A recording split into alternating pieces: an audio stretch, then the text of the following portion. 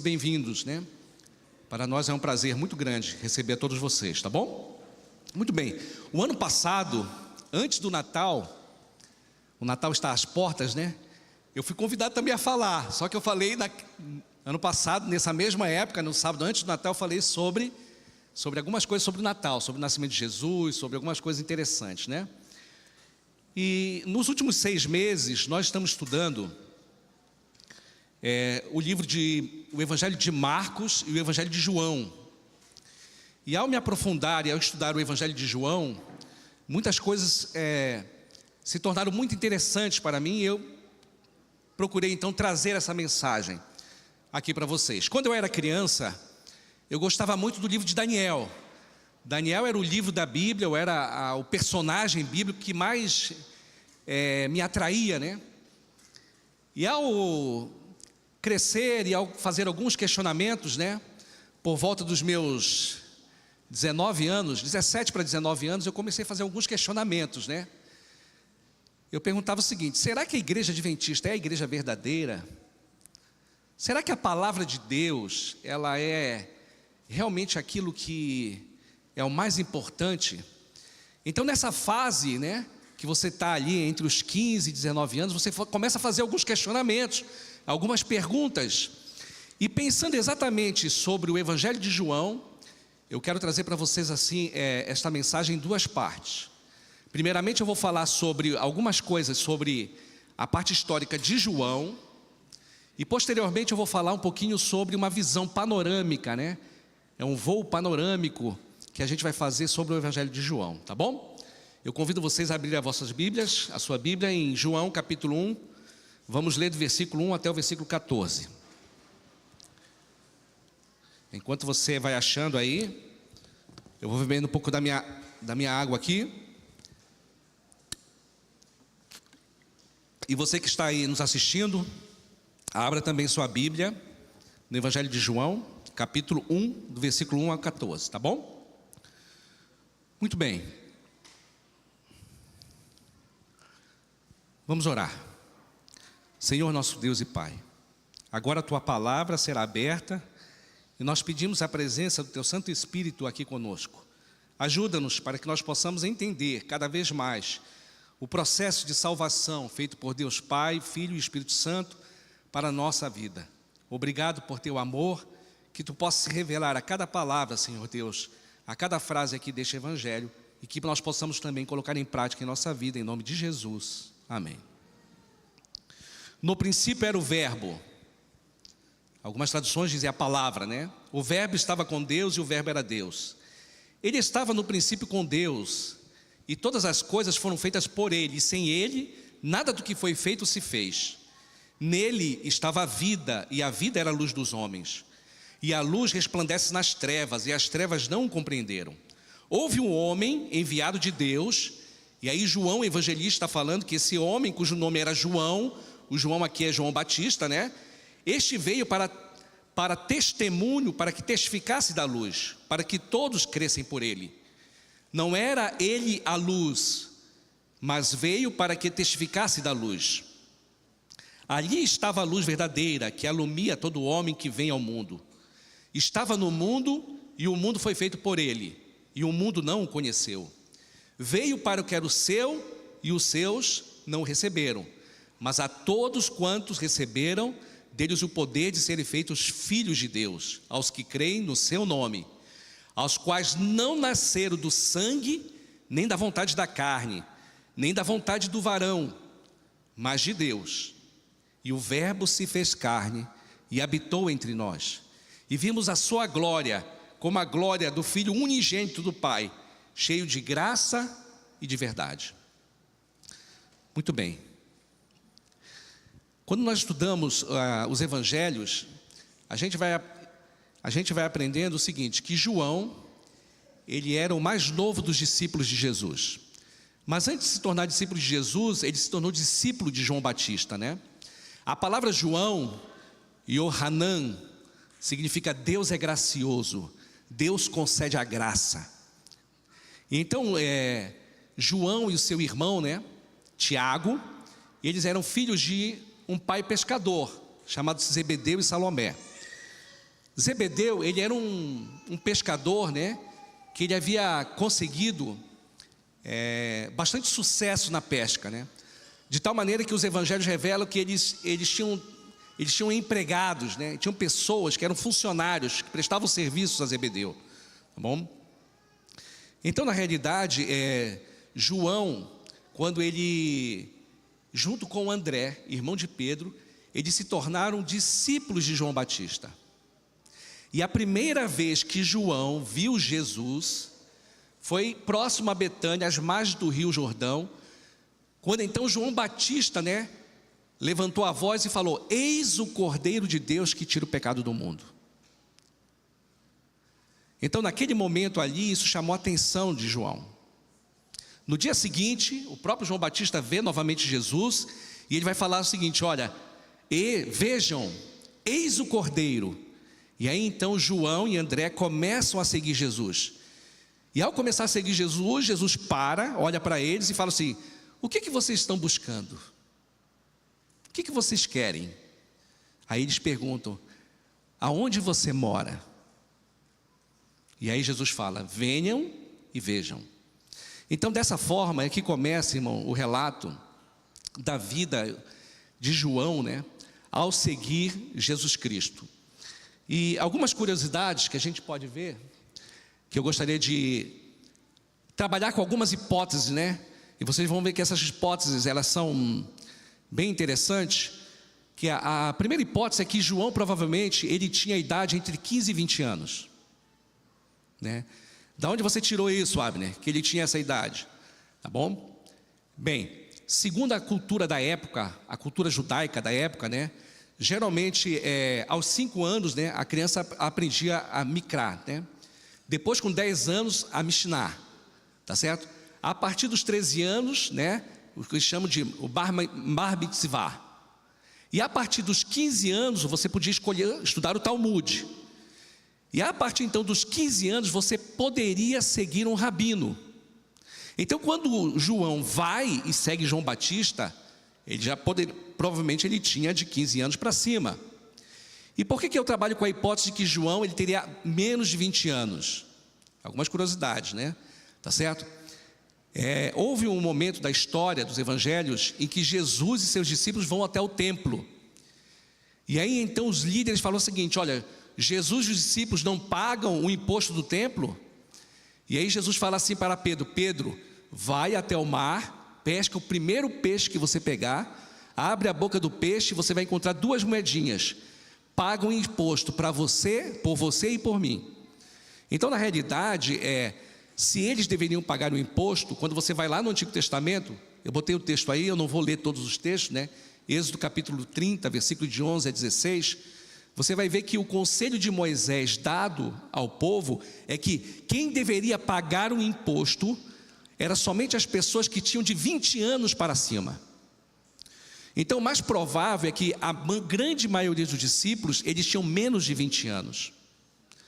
Talvez a exceção que eu faça aqui, né, de Pedro e de Jesus, que tinha mais de 20 anos, seria talvez Levi Mateus.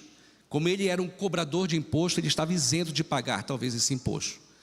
Então você percebe que quando a gente vê nos filmes, né, nas séries, às vezes você vê um monte de pessoas barbadas seguindo Jesus. Isso não é uma verdade. A grande maioria dos seguidores de Jesus, eles eram praticamente adolescentes, jovens no início da sua carreira, tá bom?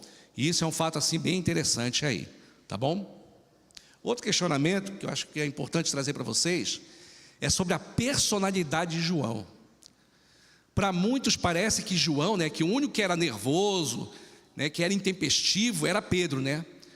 Mas o próprio Jesus, em Mateus, ele vai falar, né, em Marcos capítulo 3, versículo 17, né, ele vai apelidar tanto Tiago quanto João de Boanerges, que significa filhos do trovão. Então a personalidade de João, ele nunca foi assim, como às vezes nós lemos nas escrituras, né? Olha, Jesus, ele era o discípulo mais amado, ele era o discípulo do amor. Não, no começo da sua carreira, ele era uma pessoa o quê? Intempestiva.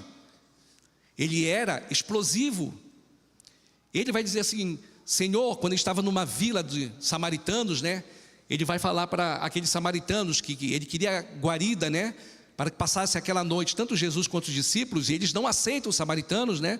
E aí ele fala: Senhor, queres que mandamos um raio descer do céu e acabar com todos eles? E aí Jesus falou assim: calma, rapaz. Então a gente percebe que ele era explosivo, né? E ao mesmo tempo também João, ele tinha uma certa ambição, tinha um certo egoísmo, né?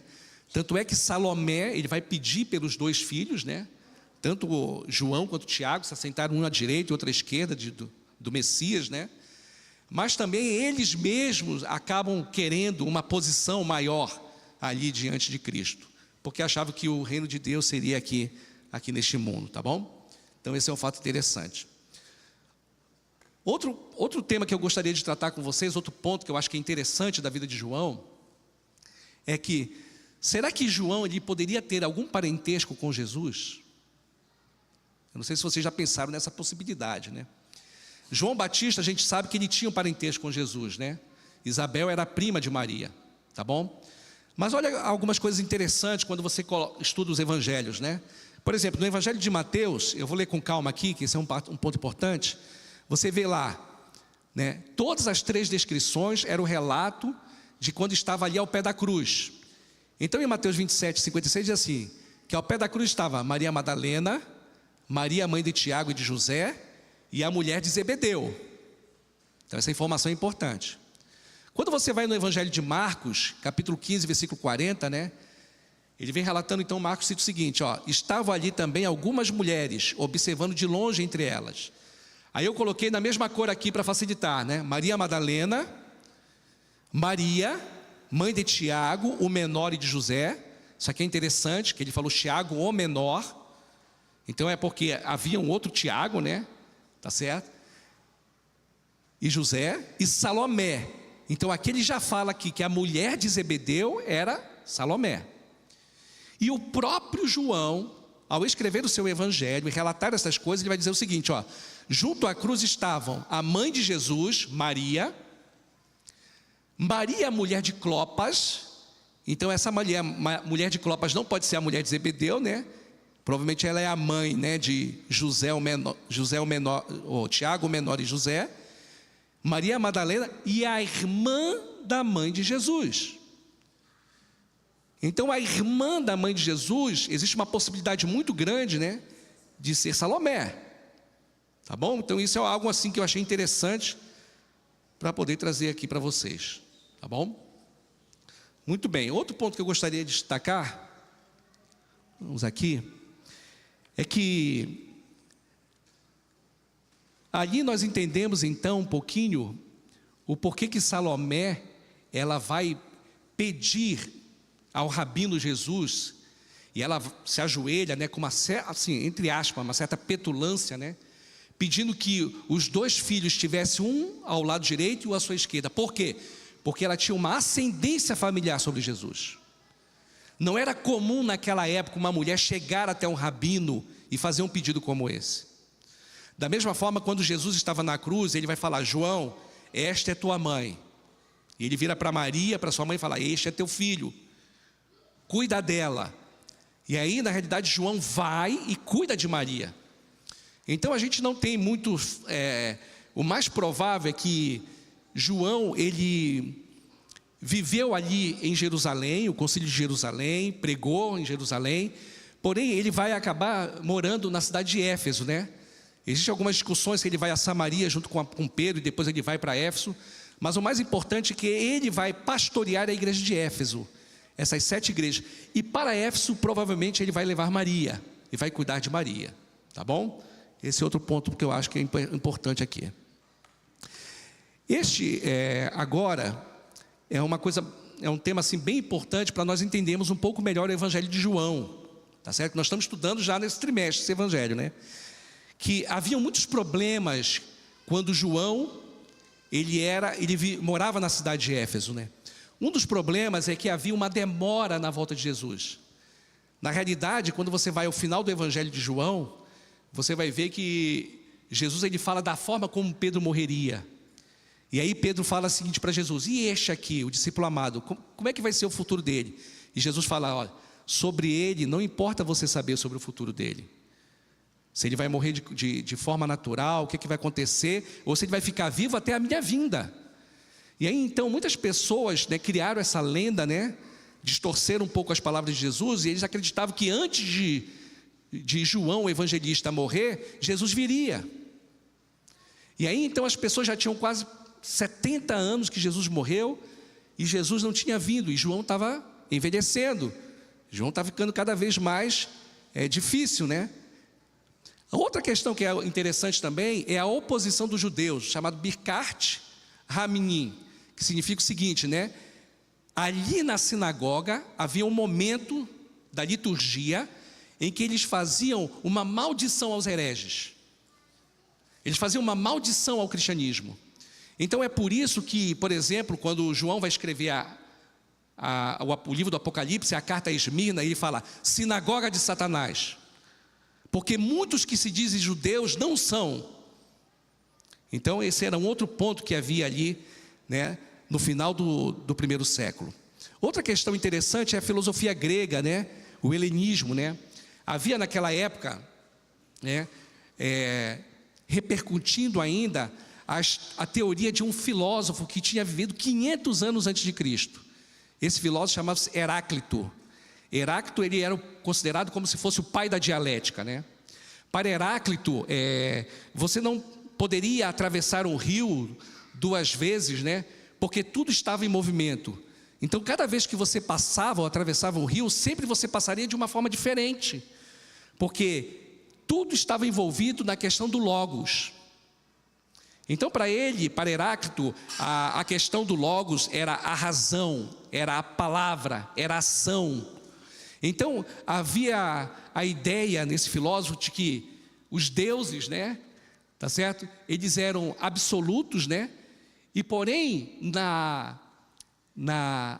quando ele vai criar o ser humano, deveria haver uma razão, deveria haver uma ação, entendeu? Então ele acreditava que nada existe por acaso, tudo tem uma razão. E aí o que João faz? João parte daquela época para algo que era conhecido naquela época, porque o cristianismo estava começando a se embebedar muito do helenismo e da cultura e da filosofia grega. E aí então ele vai falar assim, ó, no princípio era o verbo estava com Deus, o verbo dele. Heráclito está certo, vocês amam Heráclito? Então eu quero dizer para vocês que Heráclito está certo na definição dele. Só que eu vou contar uma coisa que Heráclito não contou para vocês, que o verbo se fez carne e habitou entre nós, e vimos a sua glória como a glória do Filho unigênito do Pai, cheio de graça e de verdade. Olha, eu convivi com Jesus 3 anos e meio, eu sei quem é Jesus de Nazaré, e eu posso contar para vocês quem é Ele. Entenderam agora como fica mais interessante quando nós estudamos o Evangelho, né? O Evangelho de João. Então esse é um ponto bastante interessante. O quarto ali que eu botei era um movimento dissidente, né? O gnosticismo, né? Muitos ali no final do primeiro século já estavam acreditando que Jesus não havia vindo em carne, né? Eles misturavam agora o dualismo, né? Separavam a carne do espírito, que Jesus poderia ter sido um fantasma, né? Tá certo? Então havia essa ideia. Os ex-seguidores de João Batista, você percebe que ao escrever o primeiro capítulo do Evangelho de João, ele vai colocar dizendo o seguinte, olha, João Batista, ele não era a luz, ele estava preparando o caminho para aquele que viria. E quando eles vão até o deserto e perguntam para o próprio João Batista, João evangelista vai relatar o seguinte, né? As palavras de João, eu não sou o Cristo, eu não sou o ungido. Porque naquela época, muitos dos apóstolos de João Batista, ele estava agora convivendo na igreja cristã, porque havia muitos que se tornaram cristãos, mas eram discípulos de João Batista, foram para a igreja cristã, foram discípulos de Jesus, e como João Batista já havia morrido e tal, eles estavam ali convivendo, mas ainda tinha aquela ideia de que João Batista seria o Messias. O sexto ponto ali, perseguição dos idólatras de Éfeso. Você sabe que Éfeso, né, na época de Paulo, né, viva a grande Diana, deusa dos Efésios, né, ou Artemis. Então, na realidade, ainda havia essa idolatria muito grande ali naquela região. Então, era um desafio o cristianismo no final do primeiro século. Era um desafio, tá bom? Vamos aqui. Naquela época, João estava ali e ele era a pessoa, a figura mais importante. Ele tinha ali o seu ministério na igreja de Éfeso e nas outras igrejas da Ásia Menor, tá bom? Mas estava começando a acontecer um movimento, porque Domiciano, que era o imperador romano, ele, diferentemente dos outros imperadores, ele queria ser adorado como Deus, mas ainda vivo. Então, na realidade, a grande maioria dos imperadores romanos, né, Júlio César, César Augusto, Tibério César, Nero, todos eles foram divinizados, mas após a sua morte. Então, quando eles morriam, acreditavam que eles iam para o céu e viravam uma estrela. Essa era a crença da época. E os próprios romanos não aceitavam adorar o imperador enquanto ele estava vivo. Porém, Domiciano, ele estava começando a fazer uma coisa, ele estava começando a fazer uma política com Éfeso, com as igrejas da Ásia Menor. Então, o que Domiciano começou a fazer? Olha, eu vou diminuir os impostos de todos aqueles que começarem a aceitar essa questão da adoração, uma vez por ano, né, ao imperador vivo, tá certo? Eu vou dar títulos honoríficos às pessoas de Éfeso. Então, ali ele começou a usar da política, né? E entre os próprios romanos havia uma celebração chamada apoteose, né? É bem interessante porque os romanos, eles não queriam divinizar o imperador ainda vivo, né? E essa celebração, ela acontecia geralmente quando você voltava de uma batalha. E ao voltar da batalha, o imperador ele tinha que passar por um portal, por um arco do triunfo, né? E quando ele passava pelo arco do triunfo, havia um escravo que seguia, né? E ele dizia aí as palavras em latim, né? Olhe para trás e lembre-se que você é apenas um homem. Em outras traduções dizem, lembre-se que você é mortal. Porque naquela época eles não queriam divinizar, né? Tá bom? Ali do lado tem essa imagem, esses são restos, né, do imperador Domiciano, que foram escavados e encontrados em Éfeso. Tá bom? Está ali a figura da menina, né, para vocês terem uma noção, né, mais ou menos, da proporcionalidade, né? Mas foi porque Domiciano queria ser adorado que João, evangelista, ele vai ser levado para Roma, tá certo? E aqui, segundo a tradição, escrito por Jerônimo no IV século, né? Então, ele deveria ser lançado num caldeirão fervente para ser morto, né? Porque João era uma pedra no sapato do imperador naquela época, tá bom? Aqui nós temos aqui interessante, né? Chamado San Giovanni, a Porta Latina e o Oratório de San Giovanni. Aqui na realidade, esse lugar que foi construído em Roma, esse oratório, teria, segundo a tradição dele, seguir o local onde o próprio caldeirão foi colocado e João foi colocado nesse caldeirão. E ele saiu ileso, tá bom? E ali na pintura você está vendo o momento em que, no caso o artista, ele vai retratar a respeito disso. É muito interessante você ler no livro Atos dos Apóstolos, na parte final do livro Atos dos Apóstolos, tem vários capítulos, onde a serva do Senhor, ela vai retratar sobre a questão do ministério de João. E ela confirma que realmente Domiciano, ele lançou João no caldeirão de óleo fervente, tá bom? Isso aí também eu achei que é um ponto interessante, tá bom? Eu acho que aqui foi, né? Vamos ver aqui, voltando. Muito bem. Então a primeira parte do sermão é essa parte histórica, né? Essa parte histórica. Mas a segunda parte que eu gostaria de falar para vocês, eu queria falar um pouquinho sobre o Evangelho de João, né? E o Evangelho de João. E falar para vocês o seguinte, que mesmo João idoso, né? Quando ele foi lançado naquele óleo fervente, saiu ileso, né? Parecia assim que a vida de João havia se acabado, né? Mas na realidade, ali estava começando talvez a maior fase de João, onde Deus iria se revelar a ele. É na ilha de Patmos que ele vai escrever o que eu acredito ser o 5º evangelho, porque lá em Apocalipse fala, é a revelação de Jesus Cristo, né? Então na realidade, Apocalipse 1, versículo 9, né? João fala que eu, João, estava na ilha de Patmos por causa da palavra de Deus e por causa do testemunho de Jesus Cristo. Então na realidade, quando muitas vezes, né, Nós achamos que estamos assim no final da carreira, né? No final da nossa história, né? Na realidade diz o seguinte, no livro Atos dos Apóstolos, diz assim, ó: a história de João fornece uma vívida ilustração como Deus pode usar obreiros idosos.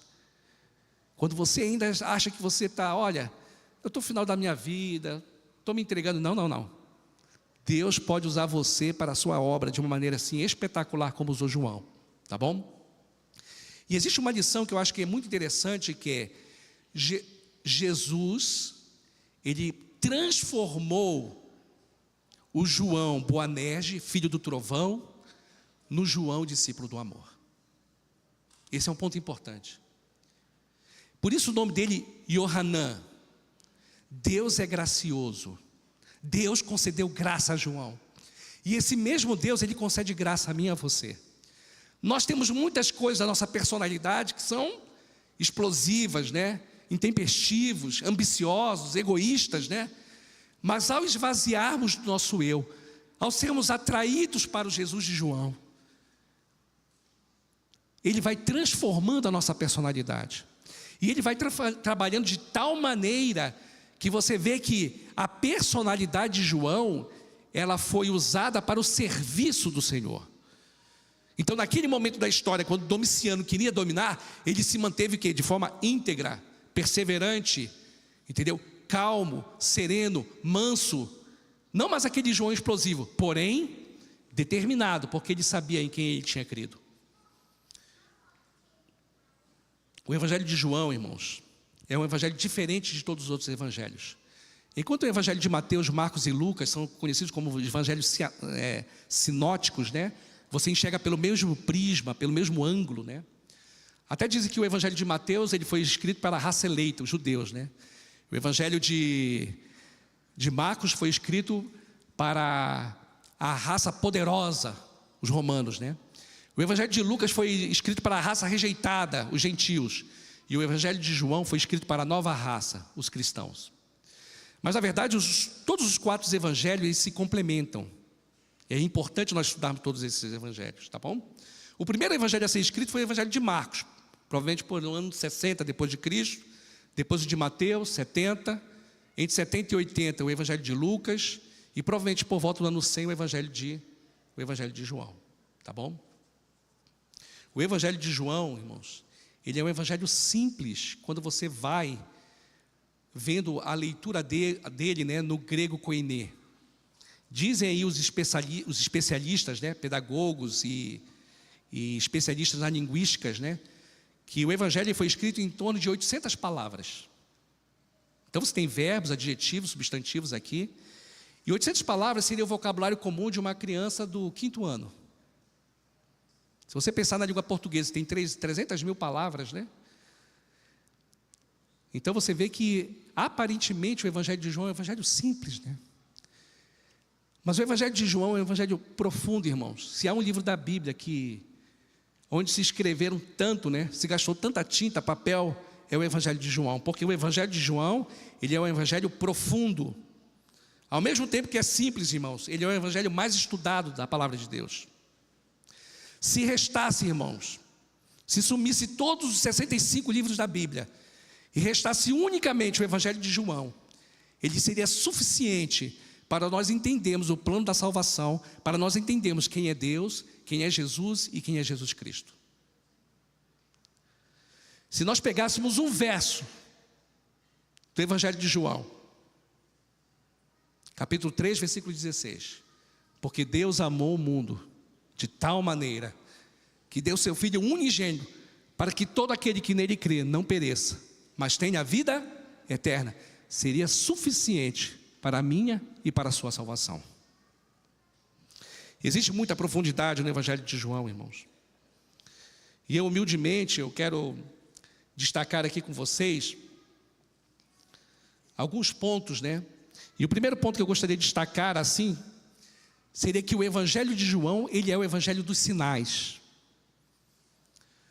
Eu vou apenas citar, né? Se você vai a João capítulo 2, versículo 11, ele diz o seguinte: Jesus principiou assim os seus sinais. em Caná da Galileia e manifestou a sua glória, e os seus discípulos creram nele. Perceberam? Em João 2,23, estando ele, Jesus, em Jerusalém, na época da Páscoa, durante a festa, muitos vendo os sinais que fazia, creram em seu nome. João capítulo 4, versículo 48, diz assim: então Jesus lhe disse, dizendo ao oficial do rei, pastor Rafael fez uma pregação sobre isso, né? Onde ele fala: se não virdes sinais e milagres, não crereis? Em João 6, versículo 2 diz assim: a grande multidão seguia Jesus, porque ela via os sinais que operava sobre os enfermos. João capítulo 7, 31, e muitos da multidão creram nele na festa dos tabernáculos, né? A festa das cabanas, né? E aí disseram: quando o Cristo vier, fará ainda mais sinais dos que este tem feito? Então você percebe que o evangelho de João, ele não é o evangelho que fala sobre os milagres, mas ele fala sobre os sinais. Então, muito cuidado a pessoas que hoje vão correndo atrás dos milagres, porque todo sinal, ele é um milagre, mas nem todo milagre é um sinal. Eu vou repetir para você entender. Todo sinal que foi descrito no evangelho de João, ele é um milagre, mas nem todo milagre é um sinal. Lá em Mateus capítulo 7, Jesus fala: muitos naquele dia, né, dirão em meu nome: Senhor, Senhor, em teu nome não fizemos muitos milagres? Em teu nome não fizemos maravilhas? Apartai-vos de mim, maldito, nunca vos conheci, vocês que não obedecem à lei, vocês que não fazem a vontade de meu Pai. Então hoje, irmãos, século 21, ainda existem muitas pessoas que vão atrás de milagres nas igrejas, né? Eu quero dizer uma coisa para vocês: o diabo também tem poder. O poder dele é muito pequeno em relação ao poder do nosso Deus, mas ele tem poder. Então, João está escrevendo para uma época em que as pessoas, eles queriam tocar em Jesus, eles queriam ver Jesus, eles queriam sentir Jesus, entendeu? Muitos queriam ver milagres, né? Mas é como eu falei. E aí você pode se perguntar: Abner, sinal de quê? Sinal da presença de Deus, sinal da messianidade de Jesus. Então, na realidade, quando João vai descrever, né, ele tem a parte da introdução, ele tem o livro dos sinais, ele vai falar apenas de 7 sinais. O primeiro sinal que vai acontecer nos evangelhos de João é quando Jesus, ele vai transformar, no capítulo 2, ele transforma a água no mais puro suco da uva. No capítulo 4, ele vai curar o filho do oficial do rei. No capítulo 5, ele vai fazer um milagre, ele vai curar, porque cada sinal era um milagre, né? Mas nem todo milagre é um sinal. Ele vai curar um idoso, né? 38 anos no tanque de Betesda, aquele paralítico, né? No tanque de Betesda, tá bom? O quarto, irmãos, a multiplicação dos pães e peixes, né? Jesus vai andar sobre as águas. Depois no capítulo 9 ele vai curar um cego de nascença. E depois no capítulo 11 ele vai fazer a ressurreição de Lázaro. Aqui existe uma lição muito interessante quando você estuda o evangelho de João, né? E eu queria lançar um desafio para você. Daqui para o final do ano, né? Existem pessoas que estão estudando a lição, mas o desafio é você estudar 3 capítulos por dia do evangelho de João. Se você ler 3 capítulos por dia, daqui a uma semana, você vai ler todo o evangelho de João. E isso é importante você ter esse panorama, tá bom? Nesses 7 sinais, ao você estudar o livro de João, você vai perceber que Jesus, ele não coloca a mão para curar as pessoas. Aí você pode falar assim: ah, você está errado. Quando ele curou o cego de nascença, ele colocou a mão. Se você perceber, ele cospe na terra, faz o lodo e bota no olho. Mas naquele momento o cego não ficou curado. Ele só ficou curado quando ele confiou na palavra de Deus. Quando ele fala assim: vai até o tanque de Siloé e se lava. Aí ele ficou curado. Então, na realidade, João queria dizer o seguinte: olha, se vocês dessa geração, vocês querem ver Jesus, vocês querem tocar em Jesus, eu quero dizer uma coisa para vocês. O poder da palavra de Deus, ela é tão eficaz quanto o poder do seu toque. O poder da palavra de Deus é tão eficaz quanto o poder do seu toque. Ao findarmos esse ano, irmãos, seria muito interessante que nós fôssemos cada vez mais para a palavra de Deus. É o mesmo Deus, irmãos, que fez os milagres, é o mesmo Deus há 2000 anos atrás. Então há poder na palavra de Deus. Existem pessoas procurando tantas coisas, nós estamos aqui à nossa mão, à disposição, muitas Bíblias em nossa casa, que nós possamos ir à palavra de Deus, tá bom? E conhecer o Jesus de João. O Jesus de João também, nesses 7 sinais, nesses 7 milagres, né? 3 foram por atacado, né? A multiplicação dos pães, a transformação, né, da água no puro suco de uva. Quando ele anda pelas águas, pelo menos 12 viram, né, os 12 apóstolos. Mas quando você vai para as curas pessoais, você percebeu que a cura ela é progressiva. No início, Jesus ele vai curar aquele menino, filho do oficial, que estava com febre. Talvez hoje com a medicina, né, o uso de antitérmico, de antibióticos, você cuidaria desse menino tranquilamente, né? Entendeu? Mas se você perceber naquela época que Jesus vai curar, e ele vai curar com mais de 30 quilômetros de distância. Quando ele fala para ele, ó, vai que teu filho está curado. Depois, você vai ver aquele paralítico no tanque de Betesda, 38 anos paralítico. Diz que quando Jesus entrou ali na casa da misericórdia, Jesus ele queria curar todo mundo ali, com o poder da sua palavra. Mas ele foi para o caso mais tremendo que tinha ali naquele momento. E era um sábado, né?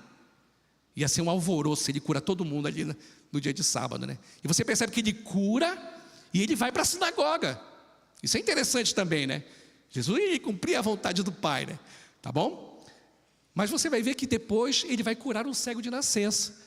E depois no capítulo 11 ele vai ressuscitar Lázaro. Você percebe? Aqui existe uma lição para nós. Existe uma lição para nós. Deus tem poder para resolver pequenos e grandes problemas. Deus tem poder para resolver aqueles problemas que nós achamos, né, que são pequenos, e Ele também tem poder para resolver grandes problemas. Qual é o problema que te aflige? Qual é o problema que terminando 2024 está causando aí pânico em você? Às vezes o desemprego, um diagnóstico, um relacionamento que não vai bem. Há poder na palavra de Deus, e Deus tem poder para resolver qualquer tipo de problema, inclusive a morte. Porque Ele falou, eu sou a ressurreição e a vida. Quem crê em mim, ainda que esteja morto, viverá. Então quando nós encontramos essa paz, irmãos, isso é muito interessante, porque Jesus ele vai falar, a paz seja convosco, quando Ele vai aparecer aos discípulos, né? Ele queria trazer essa tranquilidade, mas os discípulos ainda não estavam preparados para isso, né? Isso aqui também é outro tema interessante, tá bom? Jesus ele veio para o que eram os seus, e os seus não receberam. Porém, todos que o receberam e aceitaram a Jesus como Filho de Deus, não da carne, não do sangue, e não de varão nenhum, ele fala, tá certo? Então aqui tem uma lição muito grande, né? Porque havia muito, os judeus, né? Os líderes, os fariseus, os saduceus, tá certo? Muitos deles, a grande maioria, não aceitaram Jesus. Mas quando Jesus foi até o poço, a mulher samaritana, ela aceitou Jesus. Vários gentios começaram a aceitar Jesus, né? Então aqui tem uma lição muito preciosa para nós. Você não precisa ter pedigree. Você não precisa ter pedigree. Não adianta você falar assim, bater no peito, eu sou filho de Abraão. O que vale mais a pena é você aceitar Jesus como Senhor e Salvador da sua vida. Não adianta você falar, olha, eu vim da 5ª geração de adventista, meu pai foi presidente departamental, foi isso, foi aquilo. Que bom, que ótimo, que ele serviu ao Senhor, que bom. Agora eu pergunto para você, você já aceitou o Jesus de João na sua vida? Porque essa foi a escolha do seu pai, da sua mãe, do seu avô.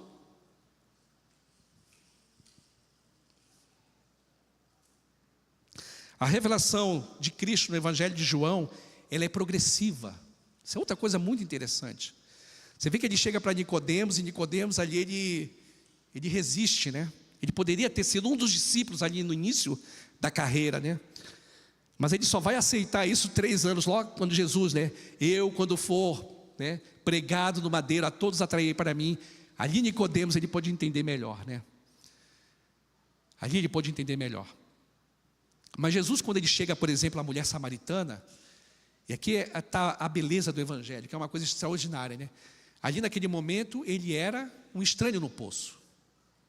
Daqui a pouco ele era um judeu, porque ela percebe no sotaque, na vestimenta dele, né? Um judeu odiado. Daqui a pouco ele era um judeu menor que Jacó. Daqui a pouco ele era profeta. Porque ele fala, vai, chama o teu marido e vem até mim. E ela fala, eu não tenho marido.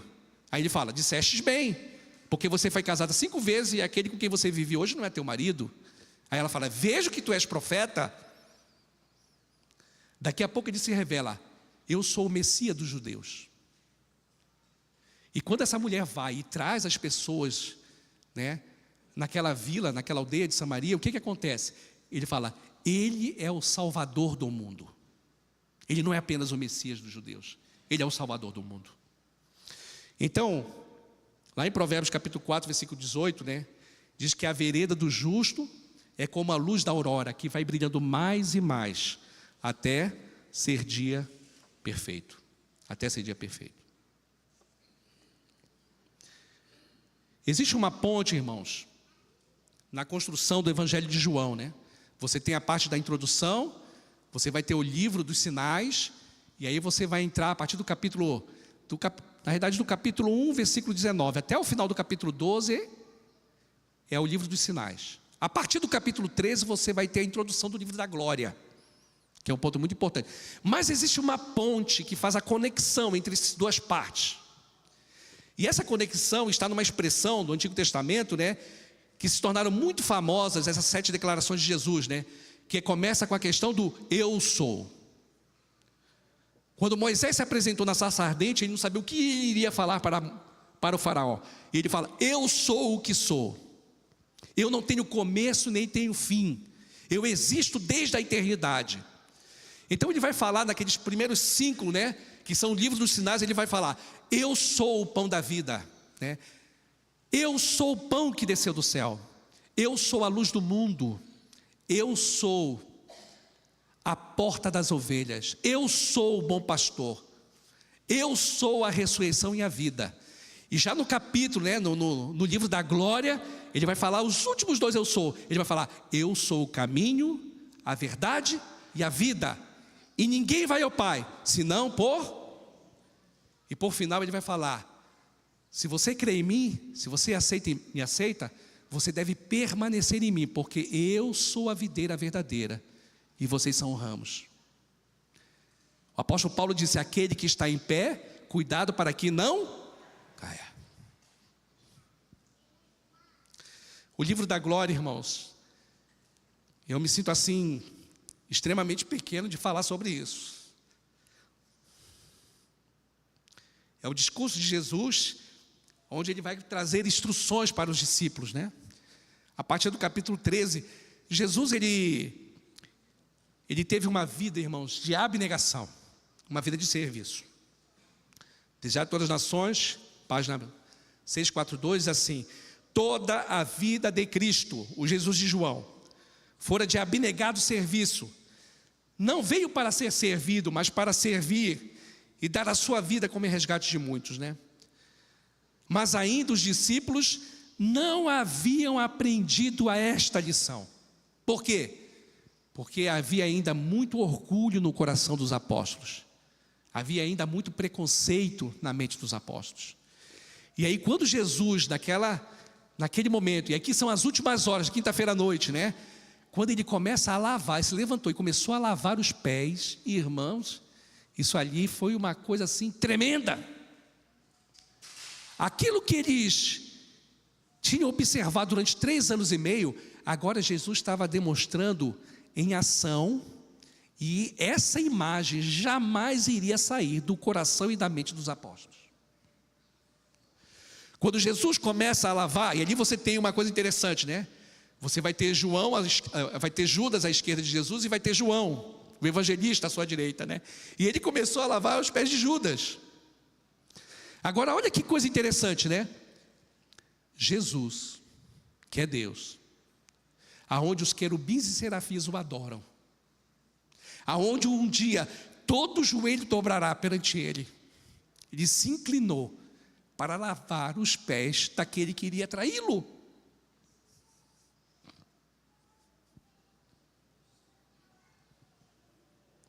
Esse é o mistério da piedade, irmãos.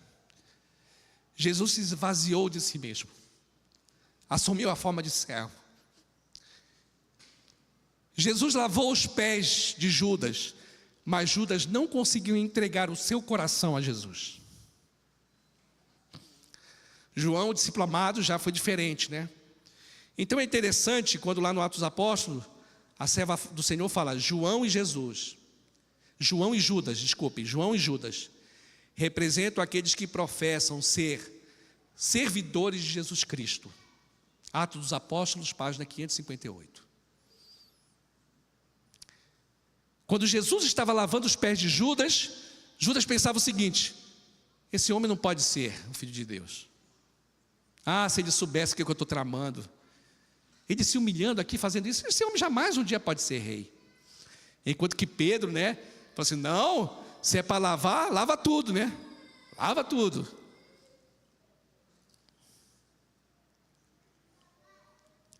Assim que Judas saiu, irmãos, chegou a hora do Filho de Deus ser glorificado, né? Nós estudamos durante a semana, né? Jesus seria glorificado e Deus seria glorificado. E aqui você tem muitos, eu seria assim injusto, né? Porque são muitos detalhes e vale a pena você ler o Evangelho de João, né? Principalmente sobre essa questão do livro da glória, mas eu quero citar apenas alguns para ir terminando a mensagem desta manhã. Primeiro que eu queria citar para vocês é: Jesus vai voltar outra vez. Essa é a tônica do Evangelho. Quando ele se reúne com os discípulos, né? E ele fala, chegou a hora da qual eu vim a este mundo. E esta hora, ela estava determinada. Quando você vai ao livro de Daniel, isso aí é tremendo, né? Na metade da última semana seria batizado, e no final da última semana ele iria ser entregue, ele iria morrer de cruz. Tá bom? E aí Jesus fala para os discípulos, ó, não fiquem com o coração de vocês aflitos, não se turbe o vosso coração. Credes em Deus, credes também em mim. Na casa de meu pai há muitas moradas. Se não fosse assim, eu não vou teria dito, eu vou preparar um lugar. E quando eu for e preparar um lugar, voltarei. Essa é a tônica que deve mover a nossa vida. Jesus vai voltar um dia a essa terra. Queira você acredite ou não, está relatado na palavra de Deus, e todas as profecias do Antigo Testamento apontavam para Jesus, se cumpriram. E aquele que disse foi o próprio Deus. Então homem nenhum pode apagar aquilo que Deus disse. Esse era um contrato de casamento da época. Quando o menino gostava de uma menina, né, de uma mulher, ele ia até o seu pai, né, já tinha ali flertado com a menina, né, conversado, e dizia assim, olha pai, eu gosto de fulana e quero casar com ela. E o pai fazia uma pergunta para o menino, ela será boa para a nossa família? E o filho dizendo, sim pai, será boa, será excelente. Aí o pai e o filho iam até a casa, iam conversar com o pai da moça, com os pais, né? E ali então havia um acordo. Então o casamento existe duas fases. Havia o contrato, que era aquele acordo primeiramente, e depois o casamento de fato. Então na realidade o que fazia? O pai do menino e o pai da menina, eles tratavam sobre o dote. Quanto que iria pagar pela filha. Então essa é a linguagem do Oriente da época, tá bom? Pode parecer esquisito para nós aqui, né? Tá bom? E aí depois que os dois pais apertavam a mão, o noivo, né, que agora já era noivo, né, dizia para ela, olha, eu vou agora para a casa de meu pai, vou preparar o lugar. E quando tiver tudo preparado, eu vou voltar para levar você para o casamento de fato. É isso que Jesus está falando para cada um de nós, irmãos. Jesus iria pagar o preço do dote naquela sexta-feira, 3 horas da tarde, está consumado. Ele pagou o preço do dote. Outra tônica muito importante, irmãos, é que Jesus falou o seguinte, eu não vou deixar vocês sós. eu vou enviar o Consolador, o Espírito da verdade. Ele vos guiará a toda a verdade. Ele vai convencer vocês do pecado, da justiça e do juízo. Então o Espírito Santo, irmãos, ele é manifesto ali, porque para que Jesus, o Espírito Santo viesse, Jesus tinha que ir até o Pai. Aqui existe o mistério da piedade, irmãos. Ninguém explica Deus, né? Ninguém explica Deus. Em Isaías 45:15 diz assim: verdadeiramente tu és Deus, Salvador, Deus misterioso, né? É o Deus em essência, né? Na realidade não é um Deus, não são três deuses. É o Deus triuno que na sua essência, Deus Pai, né? Deus o Pai, Deus o Filho e Deus o Espírito Santo. Existe uma maneira, existe uma palavra, né? O Shema, ouve, ó Israel, o Senhor nosso Deus é o único Deus. E nessa palavra único, né? Você vai ter aí, você tem tentar dar uma noção aqui. Você tem a palavra Iarite, que significa um singular. Quando você vai à feira e fala assim, olha, eu quero uma banana, é uma banana só. Agora, quando você fala assim a palavra erate, significa um composto. Eu quero uma penca de banana, eu não quero só uma unidade, eu não quero só uma banana. Então, na realidade, nós não entendemos muito sobre Deus, sobre o mistério de quem é Deus, né? Mas nós podemos confiar, irmãos, de que existe uma limitação muito grande, mas Deus se revela ao máximo e suficiente para que nós possamos entregar a nossa vida a Ele. Havia ali uma manifestação de Deus Pai, o Filho e o Espírito Santo, na funcionabilidade para o processo de salvação de cada um de nós. O Evangelho de João também chama a questão especial para as águas. Não sei se você já percebeu isso. Perceba isso quando você lê o Evangelho de João, né? No capítulo 1, Jesus sai das águas. No capítulo 12, ele transforma a água em vinho, né? No capítulo 13, ele fala para Nicodemo: se você não nascer da água e do Espírito. Alguns dizem que a linguagem original, se você não nascer da água e Espírito. No capítulo 4, ele oferece a água à samaritana, né? No capítulo 5, ele vai falar das falsas águas do tanque de Betesda. Quando ele fala para aquele paralítico 38, levanta-te, pega o teu leito e anda. Ele não manda ele ao tanque de Betesda, porque aquilo eram águas falsas, né? Eram falsas doutrinas, tá certo? E assim por diante. No capítulo 6 ele vai andar sobre as águas. E no capítulo 7, abra sua Bíblia no capítulo 7. Eu quero ler esse versículo com vocês. Capítulo 7, versículo 37, 38 e 39. Jesus estava na festa dos tabernáculos, né? E era o último grande dia dessa festa, né? João capítulo 7, versículo 37, 38 e 39. Eu vou ler esses versículos, que ele vai falar: quem tem sede, vem a mim e beba. Ele vai falar o seguinte: e no último dia, o grande dia da festa, Jesus pôs-se em pé e clamou, dizendo: se alguém tem sede, que venha a mim e beba. Quem crê em mim, como diz a Escritura, rios de água viva correrão do seu ventre. E isso disse ele do Espírito, que haviam de receber os que nele crescem. Porque o Espírito Santo ainda não fora dado, por ainda Jesus não ter sido glorificado. Então aí a expressão dessas águas, ele fala que é o Espírito Santo, né? Ele compara com o Espírito Santo de Deus, tá bom? Isso também é outro ponto interessante aí. A hora da glória, irmãos. Na realidade você vai ter 4 pontos assim que são muito importantes, que foi a morte de Jesus, foi morte de cruz, crucifixão. Você vai ter o sepultamento dele no sepulcro de José de Arimateia. Você vai ter a ressurreição e você vai ter as aparições que ele vai fazer. O Evangelho de João vai ser escrito só por volta do ano 100. Mas existe um texto que é muito mais próximo à data que Jesus morreu, que eles chamam de o credo do apóstolo Paulo, né? É a crença oral que o apóstolo Paulo pregava, e ele dizia, abra sua Bíblia em 1 Coríntios 15, isso é muito interessante, é muito importante, né? A gente ter isso em mente, né? Que é 1 Coríntios capítulo 15, e João vai confirmar isso, né? Tá certo?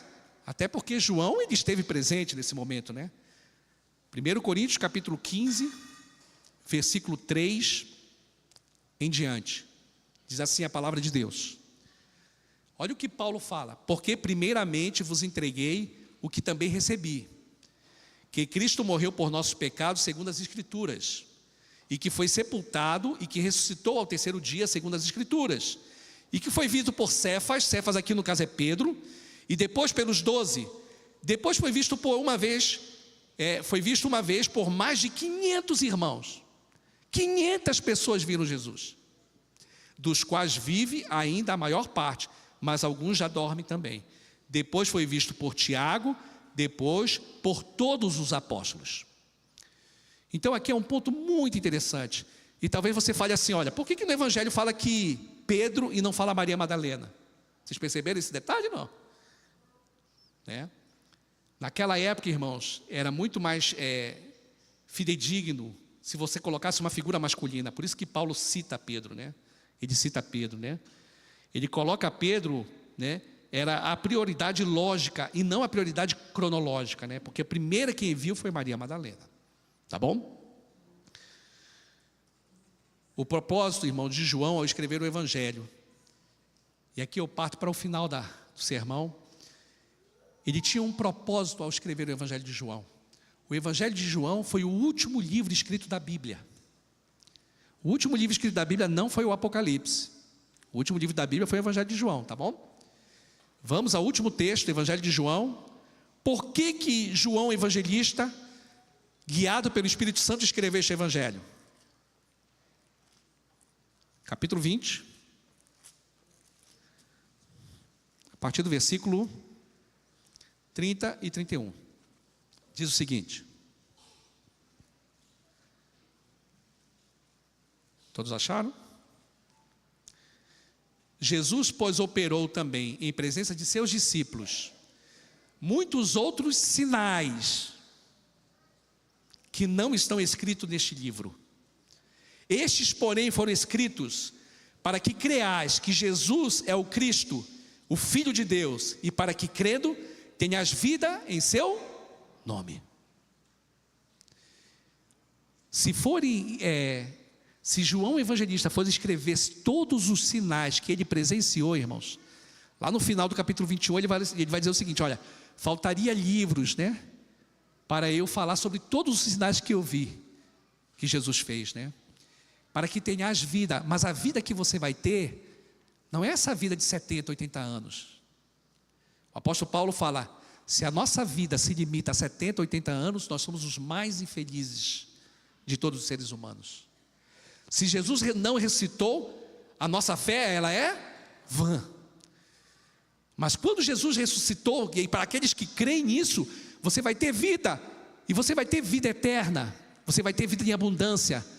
Mas essa vida, ela já começa aqui na terra, porque você vai ter uma paz interior tão grande, como teve aquele oficial do rei, que quando Jesus falou assim: olha, vai, porque teu filho está curado, ele não saiu correndo naquele mesmo dia, ele ainda fica esperando outro dia. Por quê? Porque uma paz plena começa a fazer parte do ser humano, irmãos, quando você começa a esvaziar do seu eu e começa a entregar a sua vida a Jesus. Começa a entregar a sua vida a Jesus. Muitas pessoas, irmãos, como Pôncio Pilatos, devido à posição que ele tinha, ele sabia que ele estava diante de um homem inocente, O próprio Nicodemos, irmãos, estava vivendo uma religião vazia, acreditando apenas na salvação pelas obras, suas obras exteriores. Aquilo que eu faço vai... Muitas vezes, muitos estão assim, irmãos, dessa mesma maneira.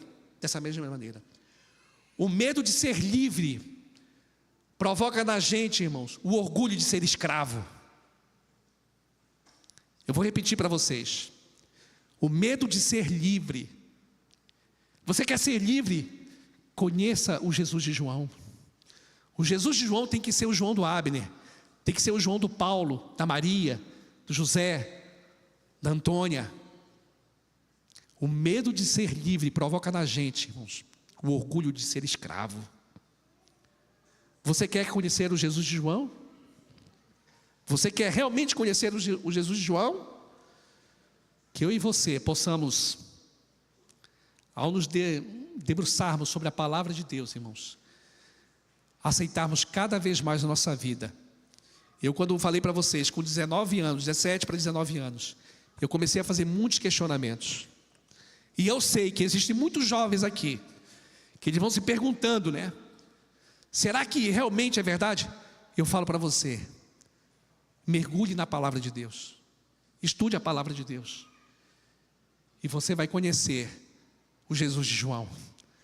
Você vai conhecer o verdadeiro espetáculo que vai mudar a sua vida, que vai transformar a sua vida, que vai trazer uma paz, uma serenidade, que mesmo diante, irmãos, das maiores angústias, mesmo diante do imperador Domiciano, mesmo diante dos hereges, mesmo diante das situações difíceis da vida, João estava tranquilo, estava sereno, porque a ilha de Patmos, que Domiciano achava que ele iria abalar psicologicamente João, porque ali era um lugar de peregrinação da deusa Diana.